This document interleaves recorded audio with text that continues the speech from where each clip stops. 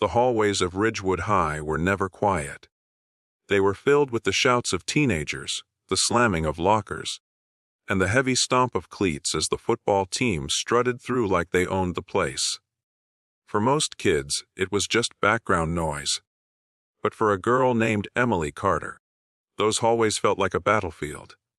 Emily was new. Her family had moved from a small town 3 states away, and she didn't know a single soul here. She was quiet, observant, the kind of girl who preferred reading at the back of class to standing in the spotlight. But her silence made her a target. The football players, big, loud, and cocky, noticed her right away. She wasn't wearing the trendy clothes. She didn't laugh at their jokes, and worst of all, she didn't give them the attention they craved.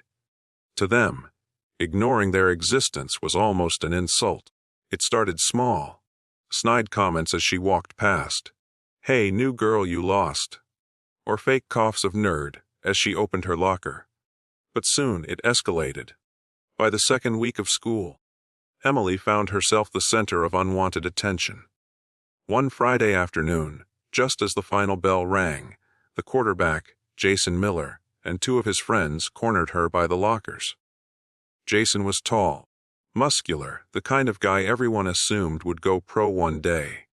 He smirked as he slammed his hand against the locker above her shoulder. Well, if it isn't Little Miss Invisible," he taunted. "Thought you could just sneak around our school without paying your dues." Emily felt her heart pounding, but she refused to shrink back.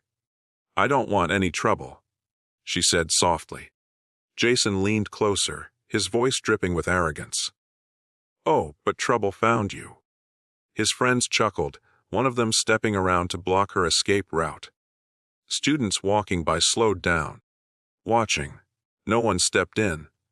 That was the unspoken rule. When the football team picked on someone, you stayed out of it. Jason's grin widened. He reached out as if to push her harder into the lockers, showing off his power. But what he didn't know was that Emily wasn't as defenseless as she looked. Back in her old town, she had spent years training in martial arts.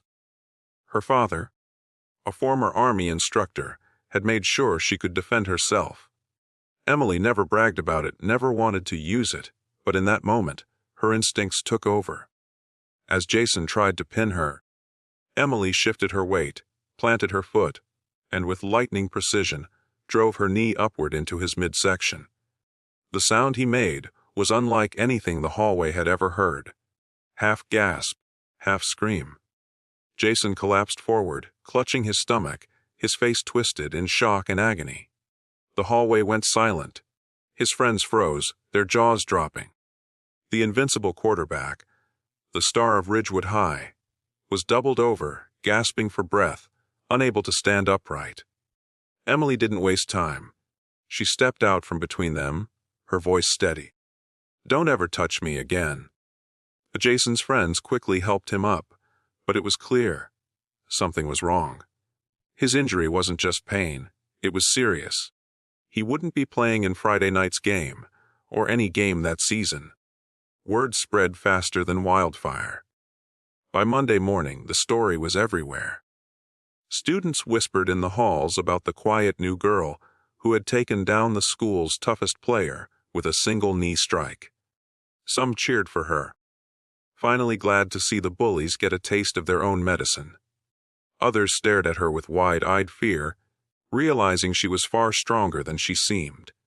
But Emily wasn't celebrating. She hadn't wanted to hurt him that badly. She sat in the cafeteria alone, guilt and nerves twisting inside her. That's when a girl named Sarah slid into the seat across from her. "You know," Sarah said with a smile, "you did what the rest of us wished we could do. Jason's been terrorizing people here for years." Emily blinked, surprised. "And no one ever stopped him." Sarah shook her head. "Everyone's too scared. But you showed him he's not untouchable." It was the first time Emily felt she wasn't alone. Slowly, more students began to approach her, offering support, telling her stories of how Jason had pushed them around. She realized that by standing up for herself, she had given others permission to stand up too.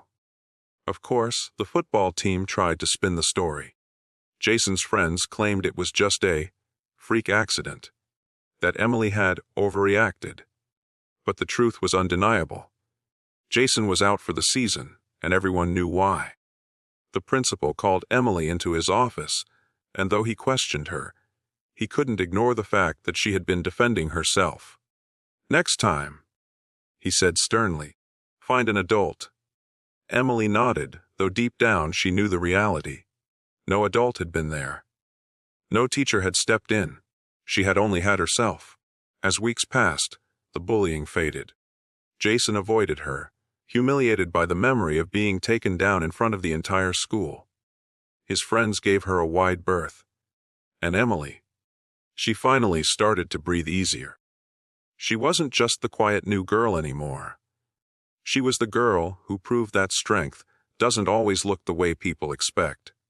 But the real victory wasn't in Jason's downfall. It was in the friendship she built afterward. Sarah and a few others became her close circle, drawn to her courage. They started sitting together, studying together, and supporting one another. Emily had gone from invisible to unforgettable, not because she sought attention, but because she refused to let fear define her. In the end, Emily's story spread beyond Ridgewood High. Parents whispered about it. Teachers reflected on how they had failed to protect their students. And kids realized something powerful. The biggest bully in the room isn't always the strongest. Sometimes the quietest person carries the greatest strength. And Emily? She walked the halls with her head held high, not as a fighter, not as a troublemaker, but as a reminder that standing up for yourself, even when you're scared, can change everything. Because courage isn't about wanting to fight. It's about knowing when you must.